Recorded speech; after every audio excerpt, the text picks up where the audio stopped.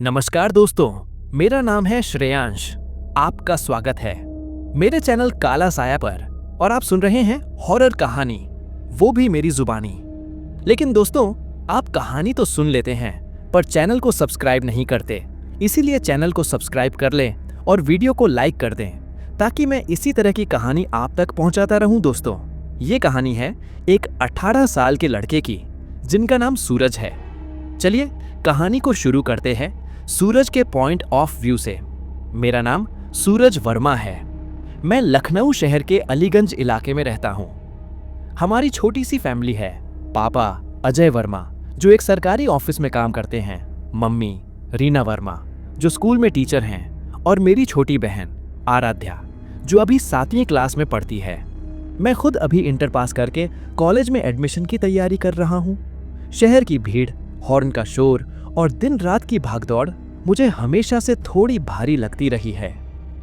हाँ, दोस्तों के साथ मजे होते हैं, लेकिन दिल कहीं ना कहीं गांव की मिट्टी को याद करता रहता है। मेरी नानी का घर उन्नाव जिले के बक्सर गांव में है। बचपन में मैं अक्सर गर्मियों की छुट्टियों में वहां जाया करता था। खेतों की खुशबू, बैलों की गाड़ी, तालाब में नहाना और आम के पेड़ों से लटकते झूले, ये सब मेरी यादों में अभी तक ताज़ा हैं। लेकिन इस बार का गांव जाने का अनुभव कुछ अलग था।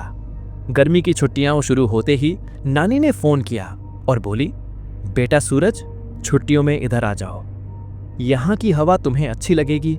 मैं वैसे भी शहर के माहौल से बोर हो चुका था। मैंने बैग पैक किया और पापा से कह दिया, पापा मैं नानी के यहाँ 2 हफ्ते रह लूंगा। पापा ने मुस्कुराकर हामी भर दी। मम्मी ने बस इतना कहा, सूरज गांव की बातें अलग होती हैं, रात को ज्यादा बाहर मत घूमना। मुझे लगा मम्मी हमेशा की तरह ओवर प्रोटेक्टिव हो रही हैं। अगले दिन मैं बस में बैठा और गांव की ओर निकल पड़ा। मैं बस में बैठे बैठे खिड़की से बाहर झांकते हुए खेतों की तरफ देख रहा था। तालाब और मिट्टी की खुशबू को महसूस किया। लेकिन जैसे जैसे बस गांव के करीब पहुंची, माहौल अजीब लगने लगा। सड़कें सुनसान थीं, जैसे लोग बाहर निकलने से डर रहे हों। बस गांव के चौराहे पर रुकी। मैं उतरा और बैग कंधे पर डालकर नानी के घर की ओर बढ़ा। रास्ते में मैंने नोटिस किया, कोई बच्चे खेल नहीं रहे थे। औरतें चौपाल पर बैठकर बातें नहीं कर रही थीं। पूरा गांव जैसे किसी डर में जी रहा हो। मुझे हैरानी हुई। नानी के घर पहुंचा तो दरवाजा उन्होंने ही खोला। चेहरे पर हल्की मुस्कान थी, पर आंखों में बेचैनी साफ दिख रही थी। नानी ने कहा, आ गया तू, अच्छा किया बेटा। नानी ने मुझे गले लगाया। मैंने तुरंत पूछा, नानी गांव इतना चुप चुप क्यों है? सब अपने अपने घरों में बंद क्यों हैं? नानी ने नजरें झुका लीं, फिर धीरे से बोली, बेटा ये जगह अब पहले जैसी नहीं रही। यहां इन दिनों छलावा घूम रहा है। उनकी बात सुनकर मेरी रूह कांप गई, मानो जैसे मेरे कदम वहीं थम गए। छलावा, यह शब्द मैंने बचपन में कई बार सुना था, कहानियों में डराने के लिए या गांव वालों की रात की चर्चाओं में, लेकिन कभी सोचा नहीं था कि असलियत में लोग आज भी इससे इतना डरते होंगे। मैंने नानी को हैरानी से देखा और फिर बोला, नानी आप सच में मानती हैं कि कोई छलावा है? कहीं ये लोगों की अफवाह तो नहीं? नानी ने गहरी सांस ली और बोली, बेटा अफवाह नहीं है। जिसने देखा है वो अब इस दुनिया में नहीं रहा। उनकी आंखें भर आईं। मुझे लगा जैसे उन्होंने कोई ऐसा सच छुपा रखा है जो मुझे जानना चाहिए, लेकिन वो अभी बताना नहीं चाहती। फिर मैं रात का खाना खाकर आंगन में चारपाई पर लेट गया। आसमान साफ था, अनगिनत तारे चमक रहे थे। शहर में इतना खुला आसमान देखने को कहाँ मिलता है। हवा में मिट्टी और गोबर के उपलों की गंध थी जो गांव की पहचान है। लेकिन इस शांति के बीच भी एक अजीब बेचैनी थी। कहीं ना कहीं मेरे अंदर भी नानी की बातें गूंज रही थीं, बेटा आजकल यहाँ छलावा घूम रहा है। मैं नींद में जाने ही वाला था कि बाहर से खटखट की आवाज आई। मैंने गर्दन उठाकर देखा, दरवाजे पर कोई परछाई सी हिली। मैंने जोर से पूछा, कौन है? पर वहां से कोई जवाब नहीं आया। मैं डरने के बजाय उठ खड़ा हुआ और दरवाजे तक गया। दरवाजा खोला तो बाहर बस ठंडी हवा थी, लेकिन जमीन पर गीले पैरों के निशान साफ दिख रहे थे, जैसे कोई अभी अभी तालाब से निकलकर आया हो। ये देखकर मेरे गले से आवाज नहीं निकली। फिर मैं चुपचाप दरवाजा बंद किया और चारपाई पर जाकर सो गया। अगले दिन सुबह मैं गांव के चौराहे पर गया। वहां 5-6 बूढ़े चारपाई पर बैठे हुक्का पी रहे थे। एक ने मुझे देखते ही कहा, अरे ये तो रीना का लड़का है, शहर से आया है। मैंने मुस्कुराकर नमस्ते किया। फिर हिम्मत करके पूछ लिया, काका ये छलावे की बातें सब क्यों कर रहे हैं? सच में कुछ है क्या? उनकी आंखें अचानक बदल गईं, जैसे किसी ने उनके डर को कुरेद दिया हो। एक बुजुर्ग जिनकी सफेद दाढ़ी घुटनों तक थी, धीमे स्वर में बोले, बेटा ये छलावा कोई साधारण भूत नहीं, ये आत्मा धोखा देती है। कभी किसी अपने के रूप में सामने आती है, कभी अजनबी बनकर रास्ता रोकती है, और जिसे ये फंसाती है वो सुबह तक जिंदा नहीं बचता। दूसरे काका ने बीच में टोका, अरे मत बताओ इसे, शहर का लड़का है, मजाक समझेगा। मैं चुप रहा, लेकिन दिल में खलबली मच गई थी। शाम को मैं तालाब के किनारे गया, बचपन की तरह पानी में पैर डालकर बैठा। तभी पीछे से किसी लड़की की हंसी सुनाई दी। मैंने झटके से पीछे देखा, कोई नहीं था, बस हवा में सरसराते पेड़, गांव वालों की बातें, और यह देखकर मेरा दिल जोर से धड़कने लगा। क्या ये वही छलावे का खेल था जिसकी बात गांव वाले कर रहे थे? उस रात मैं आंगन में लेटा था। चारों ओर सन्नाटा था, झींगुरों की आवाज और कभी कभी कुत्तों का भौंकना ही सुनाई दे रहा था। लेकिन नींद मेरी आंखों से कोसों दूर थी। वो हंसी, तालाब के पास सुनी हुई हंसी, अब भी कानों में गूंज रही थी। करीब आधी रात को अचानक किसी ने मेरा नाम पुकारा, सूरज, जैसे कोई बहुत पास खड़ा हो। मैं झटके से उठ बैठा।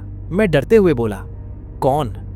आंगन बिल्कुल खाली था, लेकिन तभी देखा दूर आम के पेड़ के नीचे कोई खड़ा है।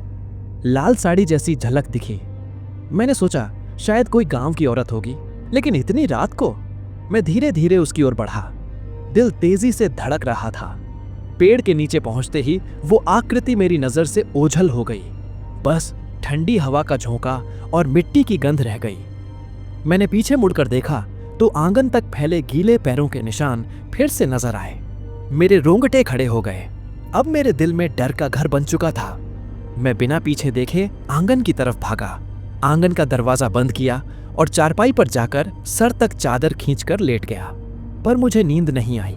अगली सुबह होते ही मैं नानी से बोला, नानी कल रात मैंने किसी को देखा था, लाल साड़ी में, आम के पेड़ के नीचे। फिर अचानक गायब हो गई। नानी का चेहरा पीला पड़ गया। उन्होंने कहा, बेटा मैंने तुझे मना किया था, रात को बाहर मत निकलना। ये वही है छलावा, ये औरत नहीं है, ये धोखा देती है। जितना दूर रहो उतना अच्छा। मैंने डर को छुपाने की कोशिश की और हंसकर बोला, नानी शायद सपना रहा होगा या कोई गांव वाली रही होगी। लेकिन भीतर से मैं खुद जानता था कि यह कोई सपना नहीं था। फिर दोपहर को मैं गांव की गलियों में घूम रहा था। तभी एक छोटा बच्चा मेरे पास आकर बोला, भैया कल रात आपने भी देखा ना लाल साड़ी वाली को? मैं ठिठक गया। मैंने उस बच्चे से कहा, तुझे कैसे पता?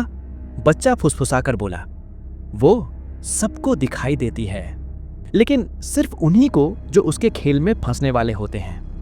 मैंने पूछा, कौन है वो? बच्चा डरकर भाग गया। फिर शाम को जब सूरज ढलने लगा, मैंने गांव वालों से फिर पूछा। एक बूढ़े ने धीमी आवाज में कहा, बेटा ये छलावा पहले इंसान थी, किसी जमाने में इस गांव की बहू, लेकिन धोखे और जुल्म ने उसकी जान ले ली। तब से उसकी आत्मा यहां भटक रही है। जो भी अकेला दिखे वो उसके रूप में सामने आती है, कभी मां बनकर, कभी दोस्त बनकर, और कभी किसी अपने की शक्ल में। यह सुनकर मेरी रीढ़ में सिहरन दौड़ गई। मैं सोचने लगा, क्या वाकई वो लाल साड़ी वाली कोई औरत नहीं बल्कि छलावा था? और अगर वो मेरे नाम से पुकार रही थी तो क्या उसने मुझे चुन लिया है अपने खेल के लिए? उस रात गांव में बिजली चली गई थी। पूरा इलाका अंधेरे में डूबा था। नानी ने दिया जलाया और मुझे बोली, बेटा जल्दी सो जा, इन दिनों रातें सुरक्षित नहीं हैं। मैंने हामी भरी, लेकिन नींद कहाँ आने वाली थी। दिए की हल्की लौ दीवारों पर परछाई बना रही थी। मैं चारपाई पर लेटा लेटा बस सोच रहा था कि यह सब सच है या मेरा वहम। करीब आधी रात को अचानक मैंने बाहर से बहन आराध्या की आवाज सुनी, भैया भैया दरवाजा खोलो। मेरा दिल एक पल को रुक सा गया। फिर मैंने सोचा, लेकिन आराध्या तो लखनऊ में थी, यहाँ कैसे आ सकती है? मैं धीरे धीरे दरवाजे की ओर बढ़ा, कान दरवाजे पर लगाकर सुना, भैया मैं डर रही हूँ, मुझे अंदर ले लो। उसकी आवाज़ बिल्कुल आराध्या जैसी थी, वही मासूमियत, वही कांपती हुई टोन। मैंने फुसफुसाकर कहा, मुझे यकीन नहीं हुआ। आराध्या तू यहाँ कैसे? बाहर से आवाज़ आई, बस आ गई भैया, तू दरवाज़ा खोल तो। मेरे हाथ कांपने लगे। क्या सच में वो मेरी बहन थी या फिर वही छलावा? लेकिन फिर मुझे नानी की बात याद आई, ये किसी अपने का रूप धर लेता है, धोखा मत खाना। ये सोचकर मैंने दरवाज़ा नहीं खोला, बल्कि मैंने हिम्मत करके जोर से बोला, तू जो भी है निकल जा यहां से। कुछ पल तक सन्नाटा रहा, फिर बाहर से वही आवाज़ हंसी में बदल गई, एक खौफनाक कांपती हुई हंसी। उसने कहा, तू आज बच गया, लेकिन हर बार बच नहीं पाएगा सूरज। उसकी आवाज़ इतनी डरावनी थी कि मेरे पांव सुन्न पड़ गए। अगली सुबह जब सूरज निकला, मैं आंगन में बैठा सोच रहा था, अगर रात को दरवाज़ा खोल देता तो क्या मैं आज जिंदा होता? नानी मेरे पास आकर बोली, तूने दरवाज़ा नहीं खोला, ये अच्छा किया। छलावा किसी के रूप में आ सकता है, लेकिन असली और नकली में फर्क यही है, असली लोग अचानक रात में यहां नहीं आ सकते। मेरे माथे पर पसीना था। अब मुझे यकीन हो गया था, वो छलावा मुझे अपना शिकार बनाने की कोशिश कर रहा है। पिछली रात के बाद मेरे दिमाग में सवालों का सैलाब उमड़ रहा था। क्या सच में वो मेरी बहन का रूप लेकर आई थी? अगर मैंने दरवाजा खोल दिया होता तो क्या होता? इन सवालों का कोई जवाब नहीं था, बस डर था जो हर वक्त मेरे साथ चिपका हुआ था। अगली शाम मैं गांव की गलियों में घूम रहा था। हवा में अजीब सी ठंडक थी, सूरज ढल रहा था और पेड़ों की लंबी लंबी परछाइयां जमीन पर फैल गई थीं। अचानक पीछे से एक परिचित आवाज आई, सूरज बेटा। मैं ठिठक गया, ये तो पापा की आवाज थी। मैं धीरे धीरे पीछे मुड़ा तो देखा, मेरे पापा बिल्कुल वैसी ही शक्ल सूरत में जैसे लखनऊ में रहते हैं। सफ़ेद शर्ट, काली पैंट और चेहरे पर वही सख्त पर भरोसेमंद नज़र। मैंने हैरानी से कहा, पापा आप यहाँ? मेरी आवाज़ कांप गई। उन्होंने मुस्कुराते हुए कहा, बेटा तुझे लेने आया हूँ, चलो घर चलते हैं, ये गांव तेरे लिए ठीक नहीं। उनकी आवाज़ में वही अपनापन था। एक पल को मैं सच मान बैठा कि शायद पापा सचमुच आ गए हैं, लेकिन तभी याद आया, पापा तो ऑफिस में थे, उन्होंने तो गांव आने का नाम तक नहीं लिया था। मेरा दिल जोर से धड़कने लगा। मैंने हिम्मत करके पूछा, पापा आपके हाथ में घड़ी कहाँ है? आप तो हमेशा घड़ी पहनते हो। उन्होंने एक पल के लिए हाथ नीचे कर लिया, फिर धीमे से बोले, भूल गया बेटा, जल्दी चलो। उनके चेहरे की मुस्कान धीरे धीरे विकृत होने लगी, आंखें लाल सी चमकने लगीं और आवाज भारी होकर बदल गई। जल्दी चलो, नहीं तो यहीं रह जाओगे हमेशा के लिए। मेरे पांव जमीन में धंसने लगे, सांस रुक सी गई। ये पापा नहीं थे, ये वही था, छलावा। मैं पीछे हटते हुए भागा और सीधे नानी के घर आकर दरवाजा बंद कर लिया। दिल इतनी तेजी से धड़क रहा था कि सीना फट जाए। नानी ने मेरी हालत देखी और बोली, तू जिस छलावे से भाग रहा है वो अब तुझे छोड़ने वाला नहीं। ये जब किसी को चुन लेता है तो उसका पीछा नहीं छोड़ता। मैंने घबरा कर पूछा, तो अब मैं क्या करूं नानी? ये तो मेरे अपनों का रूप ले रहा है, अगर कल को आप बनकर सामने आ गया तो? नानी चुप हो गई। उनकी आंखों में डर साफ झलक रहा था। उस पल मुझे पहली बार लगा, शायद इस गांव में आने का फैसला मेरी सबसे बड़ी गलती थी।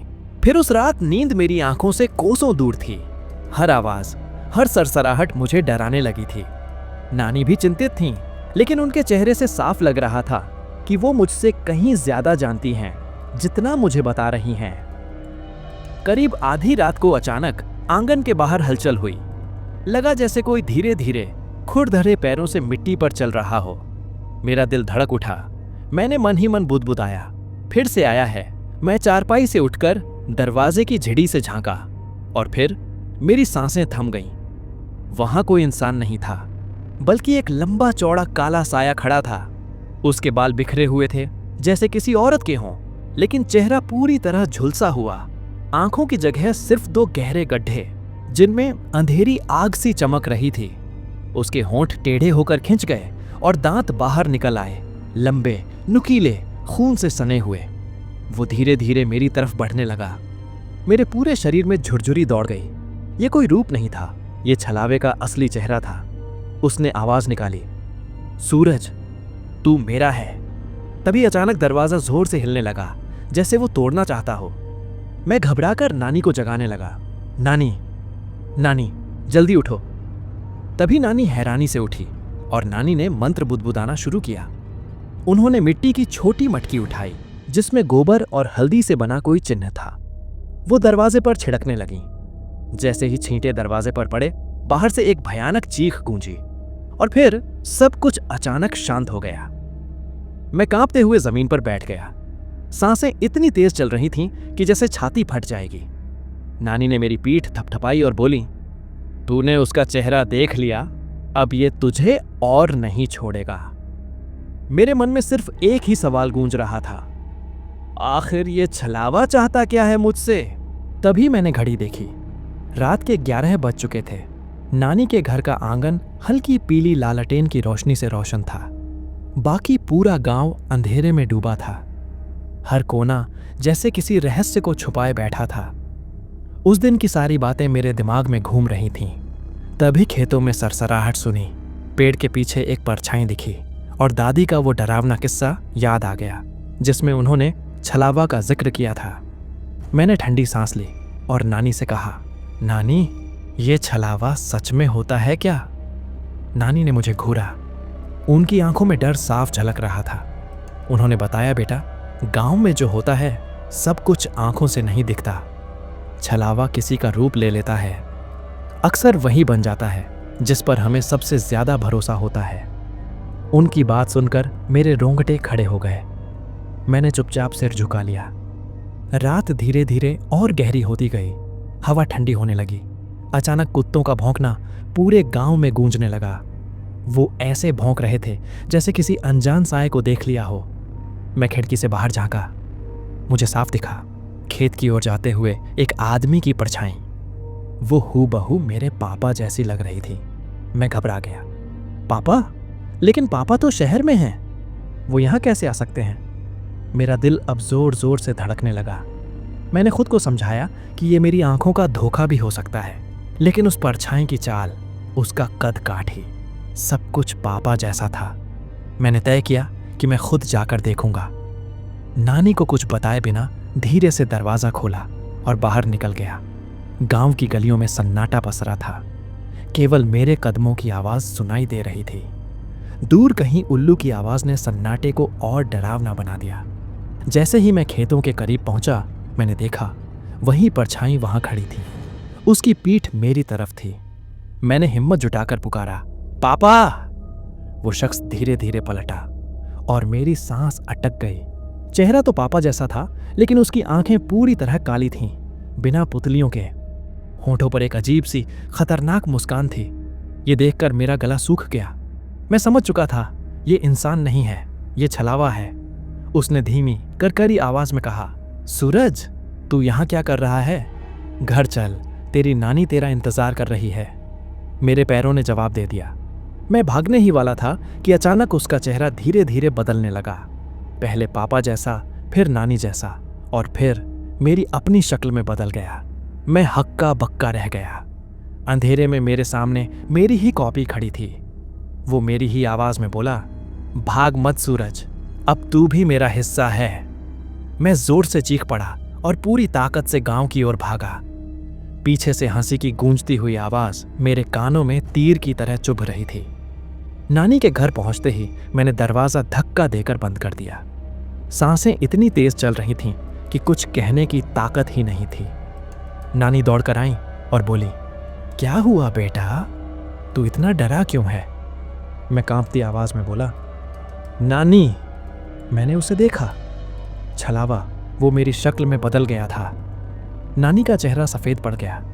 उन्होंने बस इतना कहा, बेटा, अब ये खेल शुरू हो चुका है, संभल कर रहना। फिर मैंने सारी रात बैठे बैठे गुजार दी। पिछली रात की घटनाएं मेरे दिमाग में बार बार गूंज रही थीं। छलावा मेरी ही शक्ल में आकर मुझे डराने की कोशिश कर चुका था। दिल की धड़कन अब भी तेज थी, लेकिन डर के साथ जिज्ञासा भी पैदा हो गई थी। ये छलावा आखिर चाहता क्या है? सुबह हुई। मैं धीरे धीरे नानी के पास गया। उनके चेहरे पर गंभीरता साफ थी। उन्होंने मुझे आंगन में बैठाया और बोली, सूरज, अब मैं तुम्हें सच बताती हूँ। तुम्हारे पिता और तुम्हारा परिवार इस गांव से जुड़े हैं, लेकिन ये राज बहुत पुराना है। मैंने चौंक कर पूछा, क्या नानी? किस तरह? नानी ने गहरी सांस ली और फिर बोली, बहुत साल पहले इस गांव में एक औरत थी जिसका नाम राधिका था। उसकी शादी गांव के किसी आदमी से हुई थी, लेकिन धोखे और जुल्म ने उसकी जान ले ली। उसकी आत्मा ने यह कसक और गुस्सा छोड़ा कि कोई भी परिवार का बच्चा अगर अकेला आए तो उसे डराकर अपनी पीड़ा महसूस कराए। मैंने झिझकते हुए पूछा, तो इसका मुझसे क्या लेना देना है?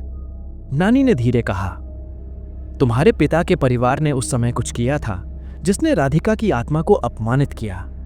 इसलिए अब ये छलावा सिर्फ तुम्हें ही नहीं, बल्कि तुम्हारे परिवार से जुड़े किसी को भी चुन सकता है। इसलिए ये तुम्हारे पीछे आया है। मेरा सर चकरा गया। तो मतलब ये मेरा पीछा कर रहा है, सिर्फ डराने के लिए नहीं, मेरा परिवार भी इसके खेल में है? नानी ने सिर हिलाया। हाँ बेटा, ये सिर्फ डराने वाला खेल नहीं है। ये तुम्हें अपनी शक्ति दिखा रहा है ताकि तुम समझो कि इसके पास तुम पर हक है, और अगर सावधान नहीं रहे ये तुम्हें हमेशा डराता रहेगा। मैं बाहर की ओर झांका। हवा में हल्की ठंडक थी और पेड़ सरसराहट कर रहे थे। मुझे लगा जैसे वही परछाई कहीं पास ही खड़ी है, जैसे वो मेरी हर हलचल देख रही है। नानी ने मेरा हाथ पकड़कर कहा, बेटा, अब से कोई भी कदम सोच समझकर उठाना।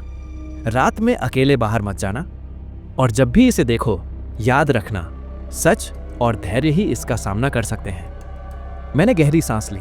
सच में डर और समझ दोनों मेरे मन में थे। अब मुझे पता था छलावा सिर्फ डराने वाला नहीं है, ये मेरे परिवार के इतिहास से जुड़ा हुआ एक खतरनाक खेल है। लेकिन मेरे मन में एक ही सवाल था, मैं इसका सामना कैसे करूंगा और क्या मैं इससे बच पाऊंगा? तभी मैंने देखा रात गहरी हो चुकी थी। घर के चारों ओर सन्नाटा पसरा हुआ था। नानी की बातें मेरे दिमाग में घूम रही थीं। सच और धैर्य ही इसका सामना कर सकते हैं। लेकिन अब मुझे डर और भी तेज लग रहा था। पिछली रात की घटनाओं ने मेरी हिम्मत को हिला दिया था। मैंने सोचा कि अगर मैं बाहर निकलूंगा और छुपा छुपाया देखूंगा तो शायद कुछ पता चल सके। लेकिन जैसे ही मैंने आंगन का दरवाजा खोला, मुझे वहीं ठंडी हवा मिली और एक अजीब सी सरसराहट सुनाई दी। मैं धीरे धीरे बाहर बढ़ा। मेरे कदमों की आवाज खेतों में गूंज रही थी। अचानक सामने कुछ हल्का सा दिखाई दिया, एक परछाई लाल साड़ी में। यह देखकर मेरा दिल जोर से धड़कने लगा। ये फिर वही है, मैंने सोचा। लेकिन जब वो धीरे धीरे मेरी ओर बढ़ी, उसका चेहरा बदलने लगा। पहले पापा जैसा, फिर नानी जैसा, और फिर मेरी खुद की शक्ल में। मैं रुक गया। डर और घबराहट ने मुझे ठंडा कर दिया। तभी उसने कहा, सूरज, तू मेरा है। उसकी आवाज मेरी ही आवाज में थी। मैं समझ गया, मैं अब इसके जाल में फंस चुका हूं। मैंने याद किया नानी के शब्द, सच और धैर्य ही इसका सामना कर सकते हैं। मैंने डर को अपने अंदर दबाया और जोर से कहा, तू कोई भी बन जा, मैं डरूंगा नहीं। तू मेरा परिवार या मेरे रूप में बन सकता है, लेकिन मैं जानता हूं कि असली तू कौन है। यह सुनकर छलावा कुछ पल के लिए थम गया। उसका रूप अचानक टूट गया और एक अजीब विकृत साया बन गया। उसकी आंखों में गुस्सा और पीड़ा दोनों झलक रहे थे। मैंने और जोर से कहा, मैं नहीं डरूंगा और मुझे डराने से तू कुछ हासिल नहीं करेगा। कुछ पल के बाद सन्नाटा छा गया। छलावा धीरे धीरे पीछे हट गया। उसकी हंसी गूंजते हुए दूर चली गई। मैं कांपते हुए जमीन पर बैठ गया। सांसें थम सी गई थीं। मैंने देखा नानी आ रही थी। नानी आकर मेरे पास बैठी। उन्होंने मेरे सिर पर हाथ रखा और कहा, बेटा, तूने पहली बार उसका सामना किया। अब वो तुझे अकेले डराने नहीं आएगा। लेकिन सतर्क रहना, ये खेल अभी खत्म नहीं हुआ है। ये हमेशा कहीं ना कहीं मौजूद रहेगा। मैंने सिर हिलाया। डर अब भी था, लेकिन मेरे अंदर हिम्मत और समझ भी पैदा हुई थी। शायद मैं अभी अकेला हूं, लेकिन अब मुझे पता था छलावा जितना डरावना है, उतना ही उसके पीछे छुपी पीड़ा भी है। और यही मुझे सच और धैर्य के साथ इसका सामना करने की ताकत दे रही थी। फिर हम घर चले गए। अगले दिन मैं उठते ही थोड़ा बदला हुआ महसूस कर रहा था। रात का डर अब भी कम नहीं हुआ था, लेकिन मेरे अंदर एक हल्की हिम्मत और समझ भी आई थी। मैंने नानी को देखा। उनका चेहरा अभी भी गंभीर था, लेकिन आंखों में भरोसा भी था। उन्होंने मुझे बताया कि छलावा सिर्फ डराने के लिए नहीं आता, बल्कि वो हमारी कमजोरी और डर को महसूस करके हमला करता है। सूरज, नानी ने गंभीर स्वर में कहा, तू अब समझ चुका है कि इसका सामना सिर्फ डर के बिना ही किया जा सकता है। इसे डर से कभी नहीं रोका जा सकता, इसलिए तुझे तैयारी करनी होगी। मैंने पूछा, नानी मैं क्या करूं? मैं अकेला तो बहुत कमजोर हूं। नानी ने छोटे छोटे उपाय बताने शुरू किए। रात को बाहर अकेले न जाना, घर के चारों ओर हल्दी, नमक और गोबर से चिन्ह बनाना, कभी भी इसकी आंखों में सीधे देखना, और सबसे जरूरी, डर को कभी अपने अंदर जगह न देना। मैंने गहरी सांस ली। अब मुझे समझ आ गया था, छलावा डर और भ्रम का मास्टर है। अगर मैं शांत और सतर्क रहूंगा तो इसके जाल में फंसने से बच सकता हूं। फिर दिन भर मैंने गांव में घूमते हुए अपने आसपास के हर कोने को देखा। खेत, तालाब, झोपड़ियां, हर जगह किसी न किसी रूप में छलावा प्रकट हो सकता था। शाम होते ही मैं नानी के पास बैठा। मैंने नानी से कहा, नानी मुझे इसकी चाल समझ में आ रही है। ये हमारे डर को देखता है, हमारे रिश्तों और हमारी यादों में घुसकर हमें डराता है। अगर मैं शांत और सतर्क रहूं तो ये मुझे पकड़ नहीं पाएगा। नानी ने हल्की मुस्कान दी और बोली, बिल्कुल बेटा, यही तरीका है। अब तू तैयार है, लेकिन याद रखना, ये खेल अब और कठिन होगा। छलावा कहीं भी और किसी भी रूप में प्रकट हो सकता है। मैंने सिर हिलाया। ठीक है नानी, अब मैं खुद को डरने नहीं दूंगा। मैं इसकी चाल को समझूंगा और खुद को बचाऊंगा। उस रात मैं पूरे गांव की खामोशी में बैठा अपनी हिम्मत और सतर्कता को मजबूत कर रहा था। मुझे पता था कि असली लड़ाई अब शुरू होने वाली है। छलावा कहीं भी किसी भी रूप में सामने आ सकता है, और मैं अब पहले से तैयार था, डर को अपने ऊपर हावी नहीं होने देना। लेकिन मैं अब भी रात के अंधेरे में मैं नानी के कमरे में बैठा था। दिल की धड़कन इतनी तेज थी कि मुझे अपने कानों में उसका शब्दशः आवाज सुनाई दे रहा था। लेकिन डर अब पहले जैसी कमजोर करने वाली भावना नहीं थी। अब मेरे अंदर सतर्कता और हिम्मत भी थी। मैंने खुद से कहा, अगर मैं डर के पीछे भागूंगा तो ये हमेशा मुझे डराता रहेगा। अब मुझे इसका सामना करना होगा। तभी खिड़की के बाहर हल्की सरसराहट हुई। मैंने धीरे धीरे खिड़की खोली और देखा, वो लाल साड़ी वाला साया फिर खड़ा था। लेकिन इस बार मैंने ध्यान रखा। मैंने पीछे हटने या चिल्लाने की बजाय उसकी ओर सीधे निगाहें डाल दी। साया धीरे धीरे मेरे करीब आया, पहले पापा जैसा, फिर नानी जैसा, फिर मेरी बहन की मासूम शक्ल में बदल गया। लेकिन मैं पीछे नहीं हटा। मैंने आवाज उठाकर कहा, तू कोई भी बन, मैं डरूंगा नहीं। अब मैं समझ गया हूं कि असली में तू कौन है। यह सुनकर छलावा रुका। उसकी आंखों में नाराजगी और गुस्सा साफ दिखाई दिया। फिर अचानक उसका असली विकृत रूप सामने आया। झुलसे हुए चेहरे, गहरी काली आंखें और होंठों पर खतरनाक मुस्कान। लेकिन अब मैं डर नहीं रहा था। मैंने नानी की सिखाई बातें याद की। बेटा, डर को भीतर ना आने देना, सीधी निगाह रखना, सतर्क रहना। मैंने जोर से कहा, मैं तेरा खेल नहीं मानूंगा। तू मुझे डराकर अपनी ताकत दिखाना चाहता है, लेकिन मैं डरने वाला नहीं हूं। साया एक पल के लिए ठहरा, फिर धीरे धीरे पीछे हटने लगा। उसकी हंसी दूर गूंजने लगी, खतरनाक और कर्कश। मैंने देखा कि जैसे ही मैं शांत और मजबूत बना, छलावा कमजोर पड़ गया। नानी कमरे में आकर मेरे पास बैठी और बोली, बिल्कुल बेटा, तूने पहली बार इसका सामना किया। ये जान गया कि डर से ही इंसान इसका शिकार बनता है। अब से तू और भी मजबूत होगा। मैंने सांस ली और सिर हिलाया। हाँ नानी, अब मैं डरने वाला नहीं हूं।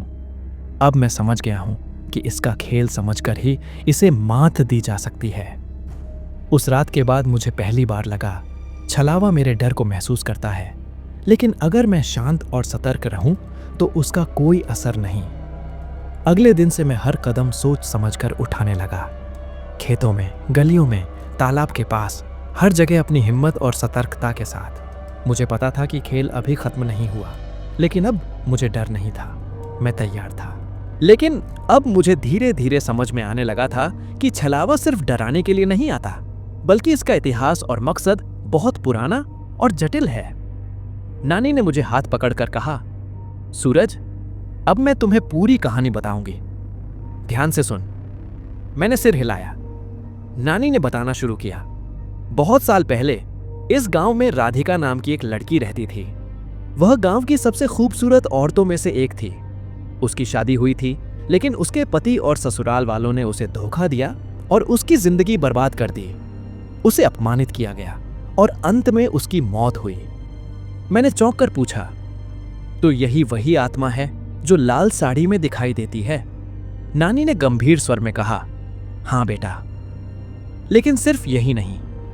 उसकी आत्मा ने अपने दुख और गुस्से को इतने गहरे स्तर तक बढ़ा दिया कि अब वो किसी भी परिवार के पीछे शिकार ढूंढ सकती है जो उसके अतीत से जुड़ा हो। इसीलिए ये तुम्हारे परिवार को भी परेशान कर रहा है।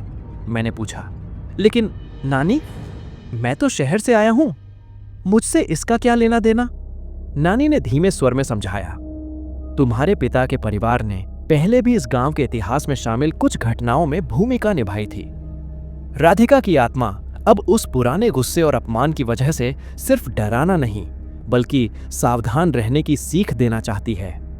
लेकिन इसे समझना मुश्किल है, क्योंकि ये डर के रूप में सामने आता है। मुझे धीरे धीरे समझ में आने लगा कि छलावा सिर्फ डर पैदा करने वाला नहीं है। ये एक पुरानी पीड़ा और चेतावनी लेकर आया है। अगर मैं समझदारी से काम लूं, सतर्क रहूं और डर को अपने ऊपर हावी न होने दूं, तो मैं इसका सामना कर सकता हूं। नानी ने हाथ पकड़कर कहा, अब तू जान गया है बेटा। इसका इतिहास और मकसद समझकर ही तू इसे मात दे सकता है। लेकिन याद रखो, असली मुकाबला अब भी बाकी है। इसे डर और धोखे से बाहर लाना होगा। उस दिन मैंने पूरे गांव में घूमते हुए हर कोने को ध्यान से देखा। तालाब, पेड़, गलियां, सब कुछ। अब मुझे डर के बजाय सावधानी और रणनीति की भावना थी। मैंने खुद से कहा, अब मैं समझ गया हूं। छलावा डराता है, लेकिन मेरी समझ और सतर्कता इसे हरा सकती है। मैं तैयार हूं। मैंने अगली सुबह ठान लिया कि अब डर के पीछे भागने का समय खत्म हो गया। अब मुझे छलावे की चाल और कमजोरी समझनी होगी। मैंने नानी से पूछा, नानी, अगर मैं इसे सीधे नहीं हरा सकता, तो क्या कोई तरीका है जिससे मैं इसे कमजोर कर सकूं? नानी ने धीमे स्वर में कहा, बेटा, राधिका की आत्मा सिर्फ डर और भ्रम से शक्ति लेती है। जब तुम शांत रहोगे, सतर्क रहोगे और अपनी हिम्मत बनाए रखोगे, तो ये कमजोर हो जाएगी। इसके अलावा कुछ खास उपाय हैं। नानी ने मुझे 3 मुख्य उपाय बताए। पहला, रात में बाहर अकेले मत जाना। अगर कोई अकेला होता है तो छलावा उसकी कमजोरी का फायदा उठाता है। दूसरा, ध्यान और सतर्कता बनाए रखना। इसे डर और असुरक्षा की भावना बहुत पसंद है। और तीसरा, गृह रक्षा चिन्हों का उपयोग। हल्दी, नमक और गोबर से घर और दरवाजे पर चिन्ह बनाने से इसका प्रभाव कम होता है। मैंने समझ लिया कि छलावा कोई साधारण भूत नहीं है। ये दिमाग और भावनाओं के खेल में माहिर है। शाम को मैं खेतों में गया। धीरे धीरे मैंने देखा कि छलावा अक्सर अंधेरे और अकेलेपन का फायदा उठाता है। मैंने खुद से कहा, ठीक है, अब मैं इसे उलझाने की कोशिश करूंगा। मैं अकेला नहीं रहूंगा और हर कदम सोच समझकर उठाऊंगा। अगर ये मेरे डर को नहीं पचा पाएगा, तो मैं इसे हरा सकता हूं। उस रात मैं घर के चारों ओर हल्दी और नमक के चिन्ह बनाकर बैठा। हवा ठंडी थी, लेकिन अब डर नहीं, सावधानी और तैयारी थी। तभी आंगन में हल्की सरसराहट हुई। मैंने तुरंत देखा, वो लाल साड़ी वाला साया फिर खड़ा था, लेकिन अब मैं शांत और स्थिर था। मैंने अपनी हिम्मत और समझदारी से उसे देखा। छलावा थोड़ी देर के लिए ठहरा। उसकी आंखों में नाराजगी और गुस्सा था, लेकिन मेरी मजबूती ने उसे रोक दिया। मैंने अंदर जाकर नानी को बताया। उन्होंने मुस्कुराकर कहा, देखा बेटा, जब तू सतर्क और शांत रहता है तो इसका डर तुझ पर काम नहीं करता। अब तू इसे समझने और मात देने के करीब है। मैंने गहरी सांस ली। अब मुझे यकीन हो गया, छलावा केवल डर का खेल है और अगर मैं डर को नियंत्रित कर लूं तो मैं इसे हरा सकता हूं। अगली रात मैंने फिर वही किया। मैं घर के आंगन में बैठा, हल्दी और नमक के चिन्हों के बीच। हवा ठंडी थी, पर मेरे मन में डर नहीं, सिर्फ सतर्कता थी। तभी हल्की सरसराहट हुई। आंगन में लाल साड़ी वाला साया धीरे धीरे प्रकट हुआ। पहले की तरह उसका चेहरा बदलने लगा, पापा, नानी, बहन और अंत में मेरी ही शक्ल में। लेकिन अब मैं पीछे नहीं हटा। मैंने आवाज उठाकर कहा, तू कोई भी बन, मैं डरूंगा नहीं। मैं जान गया हूं कि असली में तू कौन है। छलावा कुछ पल के लिए ठहरा। उसकी काली आंखों में गुस्सा झलक रहा था। फिर उसने धीरे धीरे मेरी ओर हाथ बढ़ाया। लेकिन इस बार मैंने नानी की सिखाई बातों याद की। सीधी निगाह में देखना, डर को भीतर न आने देना, सतर्क और स्थिर रहना। मैंने अपने हाथ में हल्दी और नमक की मटकी पकड़ ली। छलावा ने मेरी ओर जोर से बढ़ना शुरू किया। उसकी हंसी गूंज रही थी, खतरनाक, कर्कश और भयानक। लेकिन मैं हिल नहीं।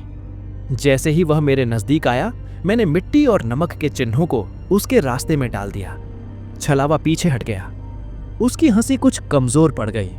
वह अब पूर्ण रूप से डर और भ्रम से नहीं जीत पा रहा था। मैंने जोर से कहा, तू मेरे डर से ताकत नहीं ले सकता।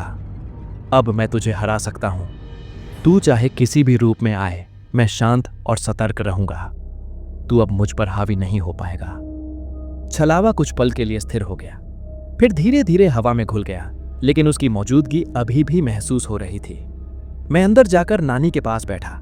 उन्होंने मेरी पीठ थपथपाई और मुस्कुराते हुए कहा, बिल्कुल बेटा, तूने पहली बार इसे सच में चुनौती दी।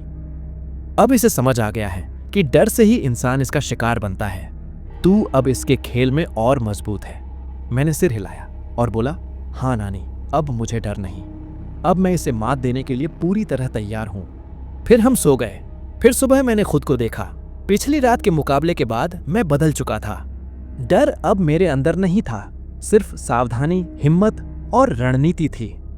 नानी ने मुझे समझाते हुए बोली, बेटा, अब अंतिम मुकाबला आएगा।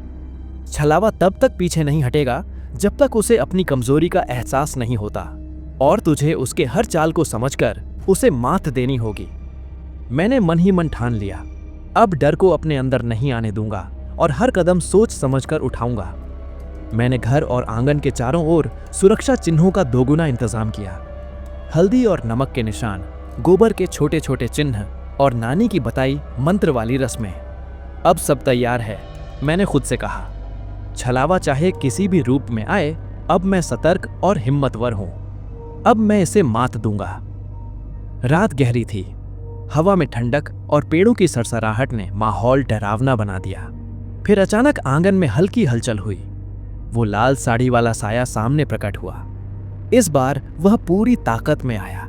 चेहरा झुलसा हुआ, आंखें काली और होंठों पर खतरनाक मुस्कान। लेकिन अब मैं डरने वाला नहीं था। मैंने सीधी निगाह में देखा और हाथ में हल्दी मिट्टी की मटकी पकड़ ली। छलावा तेजी से मेरी ओर बढ़ा। उसकी हंसी गूंज रही थी, कर्कश और भयानक। मैंने धीरे धीरे अपनी रणनीति लागू की। उसकी हर चाल पर ध्यान रखा, पीछे नहीं हटा, चिन्हों और मंत्रों का इस्तेमाल किया। जैसे ही छलावा चिन्हों के दायरे में आया, वह ठहर गया। उसकी हंसी कुछ कमजोर पड़ गई। मैंने पूरी ताकत से कहा, तू मेरे डर से ताकत नहीं ले सकता। अब मैं तुझे हरा सकता हूं। तू किसी भी रूप में आ, मैं शांत और सतर्क रहूंगा। अब तेरा खेल खत्म। छलावा चीखते हुए पीछे हट गया। उसकी आंखों में नाराजगी और पीड़ा झलक रही थी, लेकिन अब वह मेरी हिम्मत और समझ के सामने कमजोर था। धीरे धीरे वह हवा में घुल गया और आंगन में सिर्फ सन्नाटा रह गया। मैं अंदर जाकर नानी के पास बैठा। उन्होंने मुस्कुराकर कहा, बिल्कुल बेटा, तूने इससे पूरी तरह चुनौती दी और उसकी शक्ति को कम कर दिया। अब यह समझ चुका है कि डर से ही इंसान इसका शिकार बनता है। तू अब मजबूत है। मैंने सिर हिलाया। हाँ नानी, अब मुझे डर नहीं। अब मैं छलावे से सुरक्षित हूं और इसकी चाल को समझकर इसे मात दे सकता हूं। अगली सुबह गांव में एक अजीब सा सन्नाटा था। पिछली रात के मुकाबले के बाद मुझे महसूस हो रहा था, छलावा अब मेरी ताकत या डर का इस्तेमाल नहीं कर सकता। तभी नानी ने मुझे धीरे से कहा, बेटा, अब तू तैयार है। अगर तू चाहे तो इसे पूरी तरह गांव से दूर कर सकता है। अब इसे अपने अंदर के डर और सतर्कता के साथ मात देना है। मैंने ठान लिया, अब मैं इसे सिर्फ रोकना नहीं, बल्कि इसके रहस्य को खत्म करूंगा। नानी ने मुझे बताया कि राधिका की आत्मा का असली कारण था अनसुलझी पीड़ा और अपमान। उसे शांति तब मिलेगी जब गांव के लोग उसके नाम और दुख को याद करेंगे और उसका सम्मान करेंगे। मैंने सोचा, तो इसका मतलब यह है कि डर और युद्ध ही इसे नहीं रोकेंगे, बल्कि सच और सम्मान इसे शांति देंगे। मैंने गांव के लोगों को इकट्ठा किया और उन्हें राधिका की कहानी बताई, उसके दुख, अपमान और उसकी आत्मा की पीड़ा का विवरण दिया। शुरू में लोग डर रहे थे, लेकिन धीरे धीरे उन्होंने समझा। उन्होंने गांव के मंदिर में राधिका के लिए एक छोटी पूजा रखी और उसका सम्मान किया। जैसे ही पूजा पूरी हुई, रात को लाल साड़ी वाला साया फिर प्रकट हुआ। लेकिन इस बार उसकी आंखों में डर नहीं, केवल शांति और हल्की मुस्कान थी। वो धीरे धीरे हवा में घुल गया और आंगन में सिर्फ ठंडी हवा और सन्नाटा रह गया। मैंने महसूस किया, छलावा अब डर और खेल का हिस्सा नहीं रहा, वह अब शांति में है। नानी ने मुझे गले लगाकर कहा, देखा बेटा, कभी कभी डर का सामना केवल हिम्मत से नहीं, बल्कि समझ, सम्मान और सच के साथ करना पड़ता है। तूने यह कर दिखाया। मैंने हल्का सा मुस्कुराया। अब मुझे डर नहीं था। गांव में शांति थी और मैं जानता था कि छलावा हमेशा के लिए शांत हो गया। आज मैं अब उसी गांव में रहता हूं जहां मेरी नानी और परिवार हैं। पिछली भूतिया घटनाओं के बाद गांव में शांति कायम हो गई थी।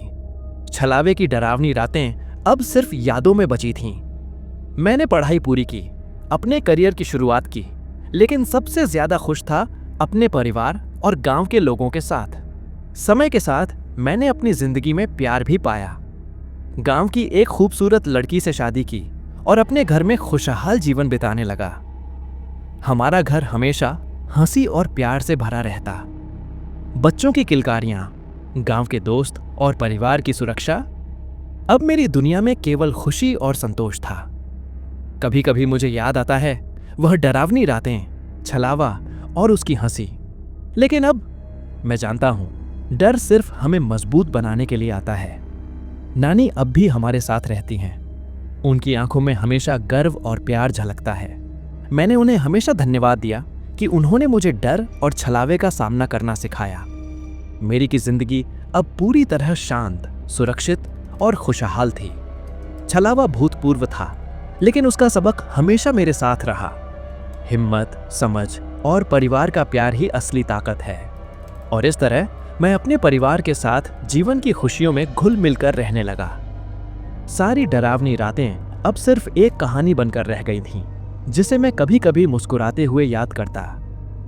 दोस्तों, यह कहानी आपको कैसी लगी? कमेंट बॉक्स में कमेंट करके जरूर बताएं और अपना नाम और पता भी बताएं, जिससे हमें पता चले कि आप कहां से कहानी सुनते हो और मैं आपका नाम अगली वीडियो में ले सकूं। साथ ही आपने अभी तक चैनल को सब्सक्राइब नहीं किया तो चैनल को सब्सक्राइब कर लें और वीडियो को लाइक कर दें, जिससे मैं इसी तरह की कहानियां आप तक पहुंचाता रहूं। मुझे और इस कहानी को यहां तक सुनने के लिए आपका बहुत बहुत धन्यवाद।